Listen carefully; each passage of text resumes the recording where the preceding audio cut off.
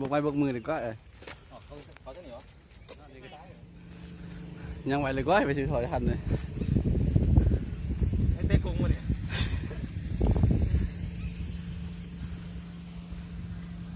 มันเห็นว่าภาษาลาวไปเล่นเปกันนะซุ่มหนึ่งดูมีสื่อซุ่มไหนทักทายหน่อยเนาะ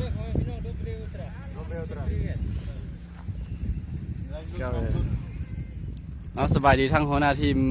ปีซี่และก็ปีห้าเนาะสบายดีแล้วพอสัมภาษณ์แต่มันมีความพร้อมสำหรับเกี่ยวกับลงเตะมือนี่นะความพร้อมมือนี่จะว่า100%ในความพร้อมมือนี่นะอากาศก็ให้อีกมือนี่เนาะพอแต่คนยังท่านมาเป็นยังทยอยมาอยู่คนน่ะแล้วคิดว่าสิเอาสกอร์ได้จากเม็ดมือนี่โอ้ยไล่ประมาณ50บ่ได้หมดเฮ็ดไอ้น้องพี่ซองน่ะพี่50เทียบไปลงพี่50บ่ได้น่ะเจ้าเอาดีเอาเองคือว่าวิรุณเป็นหัวหน้าทีมปี2ถือว่าผ่านการฟิตซ้อมนอนเว้นมาหลายมือหลายเดือนรู้สึกว่าพร้อมเต็มที่มื้อนี้สิมาถล่มปีใหญ่แล้วก็ปี1ปี4ปี5ถล่มระดับ12-5มื้อนี้สามารถน่าจะเฮ็ดไปได้12-5ผ่านการซ้อมฟิตนอนเว้นแล้วก็เอาใจใส่แล้วจากกองหลังลิ้นคือเดียวกับรามอสบี้สายบี้คือเดียวกับรามอสด้านกองหลังด้านกองหน้ามาเบิ่งลิ้นคือเดียวกับเมสซี่คือเดียวผู้เว้าอยู่นี่แล้วกองกลางตัวลักสหายนงจ่ายบานแทงบานสอดหุ่นสอดพิแล้วก็สหายแซงเรื่องสปีดตัวเรื่องกี่เรื่องผ่านการฟิตซ้อมของเราถือว่าลัก3ลักเราเล่นภายใน7 นาทีเอาขอบใจทั้งหัวหน้าทีมเอาเริ่มต้นนักกีฬาเนี่ย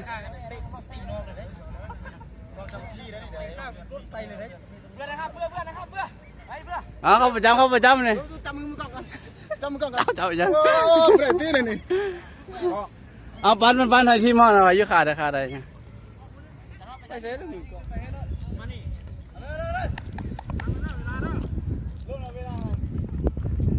ขึ้นไป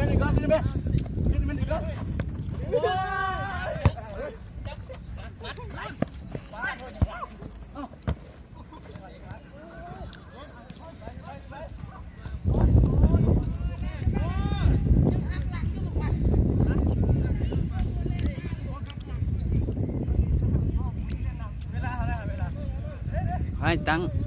เอานำวิดีโอเลยผมเบิ่งเวลาอย่างนี้เดี๋ยวนี้หัน11:16เนาะแต่ไล่บุรุษ35เท่าไหร่พอดีมัน45